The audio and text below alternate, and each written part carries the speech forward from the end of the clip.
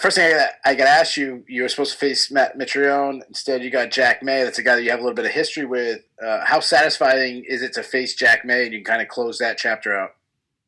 I was looking forward to Matt. Obviously, it's a bigger name, bigger opponent. But being able to get this one, run this one back is a satisfying, very satisfying for me. Now, is the plan to get this one over quickly and then face Matt next? Is that the plan? I'm not the matchmaker, so I don't really. That's not really my job. I just fight whoever they ask me to. But I honestly, looking at the rankings now, no, I don't want to fight Matt. Okay. Last question, because I know we got other people on.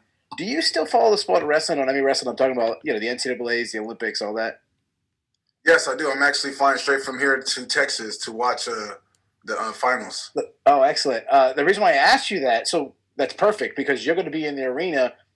I think about a guy like Gabriel Stevenson, who I'm sure you know. He's talking about when he's done wrestling, going to WWF. That was a very similar situation that you were in.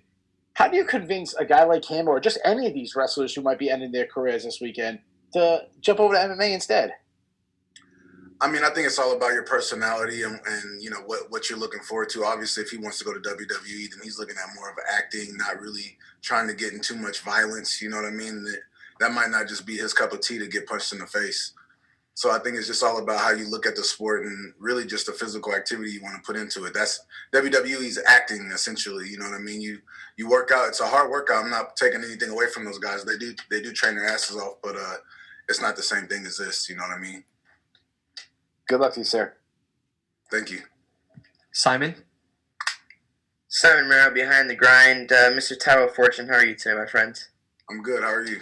I'm doing very well. So I have two questions for you here. You and your brother are both ranked in your respective divisions. What were the emotions of you both being ranked?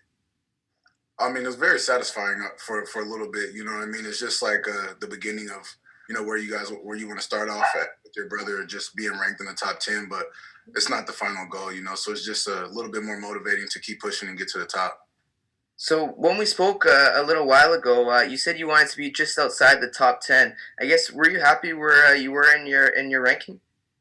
I guess really too, when we spoke, I hadn't really looked at the roster too much, so I didn't really put in account like where everybody was at. So now looking at it makes a lot of sense where I'm at. But yeah, I'd say I'm fine with where I was ranked. And this last one I have for you here, how do you match up with the heavyweights above you in the rankings? I think I can dominate every single one of them. Chris? Hey, Tyrell. Chris Mancuso, Tarpsoft Sports. I have a question here. I know you're not the matchmaker, but you look at the guys ahead of you and other fighters in the heavyweight division. Czech Congo, Fado. Any other guys? What guys like that interest you the most here coming forward? Valentin Moldavsky. Moldavsky? Okay. That's everything, my man. Have a good one and best of luck. Thank you. You too. Tony? Tyrell, hope you're well. Can't understand you. You had a couple of releases from another promotion, most recently Junior Dos Santos and Alistair Overeem. Would you like to match up with either of those guys? I can't understand them. Could you repeat that question, Tony? Yeah, sorry. I was just saying, we've recently seen Junior Dos Santos and Alistair Overeem leave the UFC, and I read in a recent article you'd shown some interest in fighting either of those guys. Is there a preference as to who you'd rather fight out of both of them? Out of those two, I'd rather pick Junior Dos Santos. I think he has a bigger name. I think his stand-up is a little bit more resounding than Alistair Overeem, and it looks like he has a little bit more in the tank than what Alistair's been showing in his last few fights. But either one of them would be an honor to step in the cage with. Okay, thank you. Thank you. Donna? Hey, Tyrell. When you saw that the champion of your division had gone off to pursue a tournament in a separate weight class, did that piss you off at all? That he could potentially be out of action for... I mean, we've seen how long this featherweight tournament's gone on. It could be a year and a half, 2 years. No, doesn't bother me at all. That got nothing to do with me. That's his career choice. Do you believe that when he comes back, you will have done enough to maybe be in contention to fight for that heavyweight title? 100%. All right, thank you very much. James McDonough? Tyrell, this is James from Strictly MMA. Just have one question for you. You've already been in the cage with Jack May, so you've gotten a feel for it. The fight was looking like it was going your way the first time. Now with that experience, do you have a prediction, like a vision of how you see this fight playing out on Friday night? Violently. That's really about it. I mean, this guy, he had been starting to talk shit to me since my last fight when I fought Saeed Soma. And so he was just trying to get back in the cage with me for a while, I guess. And so no, I mean, he's actually motivated me to fight him. So I can say I'm looking forward to getting in the cage again with him. Steven? Hey, Tyrell. So you said that you looked at the rankings and your feelings about rebooking that fight with Mitrione changed. I guess, were you surprised when, they came out and you were 2 spots ahead of him? No, not really. I wasn't surprised. I just, I don't know what the people are taking into account when they're doing these rankings, and I think I'm a lot harder judge on myself than most people are. So for me, it was just, I guess, I was just being a harder judge on myself than most people are. So I just wanted to, I guess, try to be more realistic with it after I started to look at the roster and look where everybody was placed. It started to make more sense. I mean, I know you're a slightly biased source, but would you put yourself at number 6? Yeah, I think number 6 is a good spot. I mean, I haven't been the guys that are in front of me. I haven't fought yet, most of them. So the only guy I fought was Tim Johnson, and I lost. So it makes sense for me to at least be behind him. And everybody else that's in front of me has been doing really well. And so no, I think it makes sense to put me where I'm at. From watching your career and from what you've said in the past, it seems like getting ranked opposition has been part of the big problem for your career, no? What do you mean? Well, I mean, like, getting those big name fights is going to get you to the next level in your career. Would you agree that that's been an issue? Yes, 100%.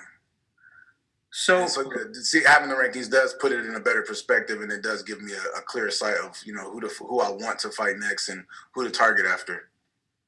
So if it's not Mitrione and you beat if you win on Friday, who would you like to fight? Valentin Moldavsky. And why him in particular? He's number 3, so he's in front of me, so he takes me one step closer to getting to the belt. Do you like the style matchup? 100%. I think I'm a good style matchup against anybody in front of me. Gotcha. Thanks. Nate? Yes, sir. I've seen that you've recently gotten back into snowboarding, and you said how important it is to have other hobbies to keep your mind off of fighting. And I was just curious how that has helped your mentality going into this fight. Man, it was just some time to release and get away and, not be so absorbed in the sport. I think you lose sight of, life itself when you constantly fighting, constantly training, and you don't really give yourself time for anything else. And it's just hard, when you're training all the time, you're worried about getting injured from doing anything. So when you have that time off, you can go have some fun. It's nice to just give your mind and body a break. Awesome. And then I was also on your Instagram and I saw the Kobe tribute tattoo that you have. Yes. And I was just wondering if you could maybe explain how the Mamba mentality has influenced you, not only in your MMA career, but just in life overall, and how big of an impact he had on you. I mean, Kobe was probably one of the hardest workers we know in my generation. So I think just that mentality of just always willing to put that extra work in and never making excuses to get up and get it done has always pushed me just growing up as a kid. I always wanted to be the best at whatever I'd done, whether it was tic-tac-toe, hopscotch, rock, paper, scissors. I wanted to be the best. So I think that mentality just carries you and pushes you continuously to just always strive to be better. All right, we'll take 1 or 2 more here. Jonah? Hey, Tyrell. Jonah Ross here from Behind the Grind.